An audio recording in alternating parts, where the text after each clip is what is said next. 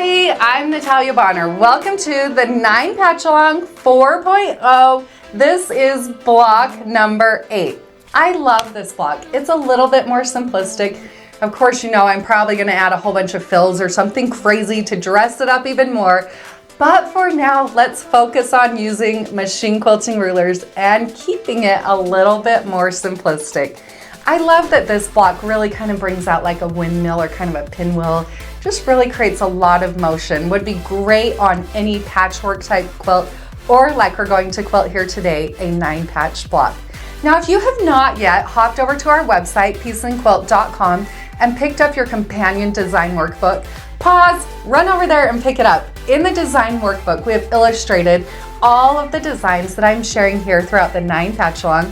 Plus, we brought back one of my favorite things, our QR codes. If you've never used the QR codes that we've created in several of our workbooks before, they are awesome. You simply use your smart device, scan that QR code, and it'll take you right to the machine quilting video. I love it. In today's machine quilting video, we are going to be focusing on using the Sway 5 machine quilting ruler, as well as the Sway 3 machine quilting ruler. You can pick these rulers, plus the design workbook and all the other tools you need for this fun stitch along over on our website, patchalong.com. Let's get stitching.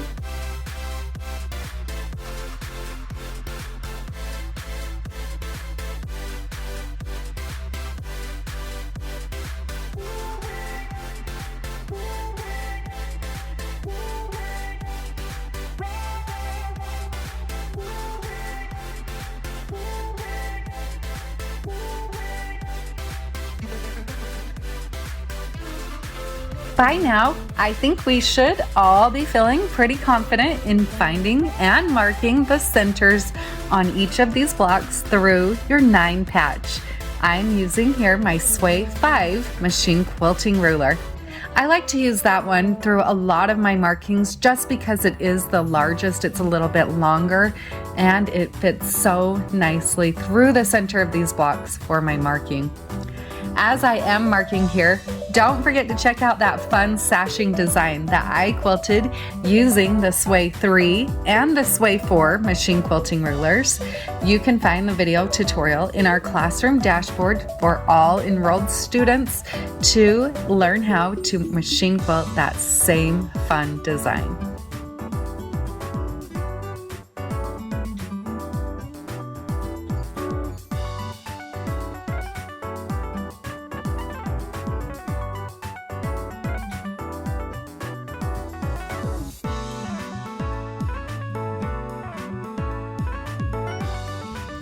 On this design, once I've marked those X's all the way through the center of each of my blocks, I'm also going to mark a horizontal and vertical line through the center using the blue Mark Be Gone marker and my Sway 5 machine quilting ruler. I've said it in a few of the other videos of this 9 Patchalong 4.0, but I think it's good to always have a reminder. Whenever you're using the blue Mark Be Gone marker, make sure that you have removed your markings completely before ever applying any heat.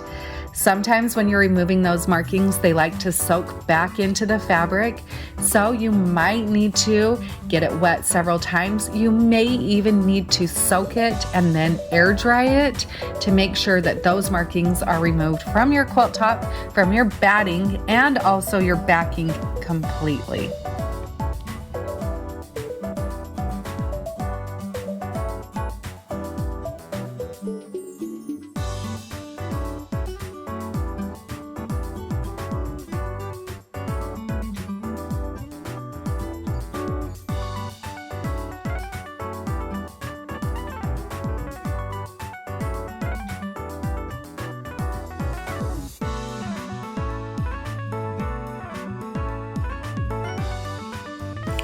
Now that I have my markings complete, I'm ready to begin quilting.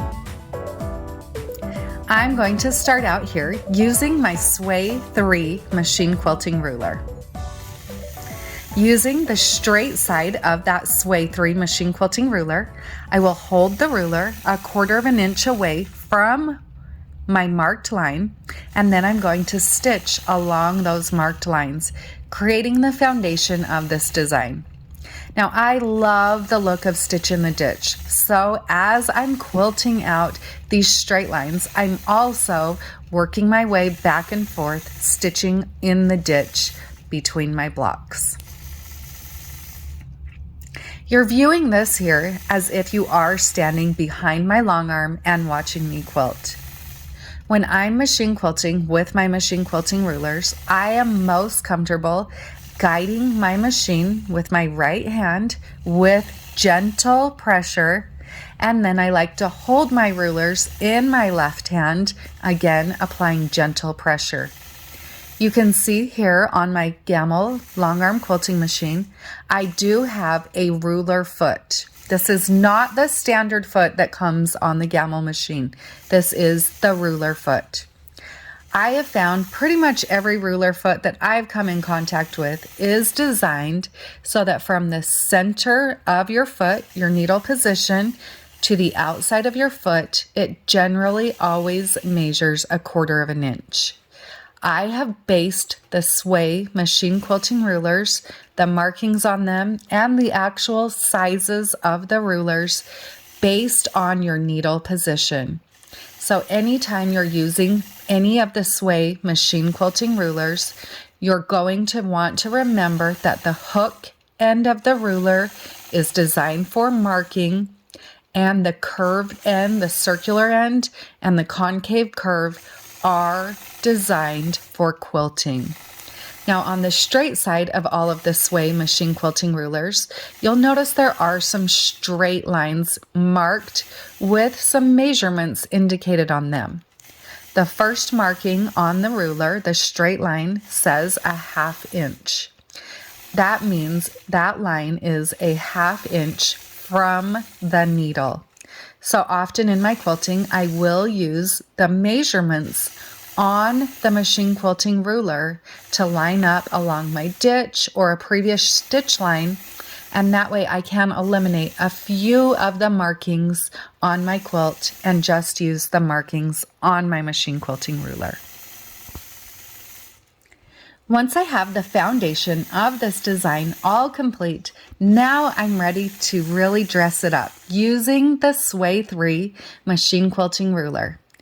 I will start on one side and I'm going to stitch kind of like an S pattern using the circular end and then the concave center part of the Sway machine quilting ruler to sway my way across that horizontal stitched and marked line.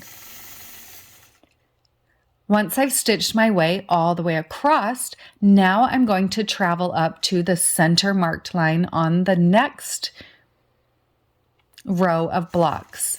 I'm going to repeat the same pattern. So my first curve on this row was a concave curve, then a convex curve, then a concave curve. I'll repeat that process. And as I advance to my third row and repeat this process, I want to make sure that all of those curves again are going in the same direction. It's really important to make sure they are all going in the same direction, meaning the same pattern, because when we stitch our second line of curves that goes through these, that's what will really bring the pinwheel or kind of the windmill design to life. So I'll repeat the process, stitching along that third row, working back and forth between the concave and the convex curves on the Sway 3 machine quilting ruler. Now I'm going to start working on my first of the vertical lines.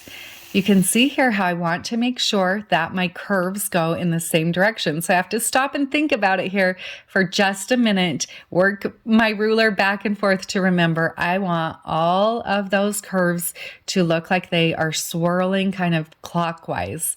So I'll repeat the same process, stitching out kind of that S, kind of snaking through the point-to-point curved lines. Always remembering to use gentle pressure and hold my ruler 1/4 of an inch away, which I'm eyeballing, so I may have to slightly adjust my ruler as I'm stitching along, but I'm stitching point to point. Now I'm moving on to my second of those vertical rows of straight lines and adding my curves with the Sway 3 machine quilting ruler. Again, I want to make sure that I start out going the correct direction so that as I work my way through this design, those windmills or pinwheels all look like they are going the right way. And then from there, I'll travel over to my third and final row where I'll finish off this block with that curved line. You can see here how working back and forth between those curves on this Sway machine quilting ruler really can make machine quilting with rulers really efficient. I love how block number 8 turned out. This has been such a fun block to quilt, and I can't believe we're already ready to move on to the final block, block number 9.